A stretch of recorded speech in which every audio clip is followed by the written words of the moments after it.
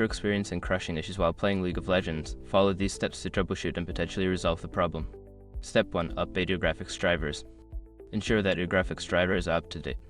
Visit the website of your graphics card manufacturer NVIDIA, AMD, or Intel and download the latest drivers for your specific model. Step 2. Repair game files. Open the League of Legends client, go to the settings menu and select the Initiate Full Repair option. This process will check for corrupted files and replace them, which can help resolve crashing issues. Step 3. Disable background applications. Close any unnecessary applications running in the background, especially those that might interfere with the game, such as screen recording software, overlays, or third-party applications. Step 4. Adjust in-game settings. Lower your in-game graphics settings to reduce the load on your system. You can do this by going to the settings menu in League of Legends and adjusting the graphics quality to a lower setting. Step 5. Reinstall the game. If the previous steps do not resolve the issue, consider uninstalling and then reinstalling League of Legends. This can help fix any persistent issues that may not be resolved through repairs.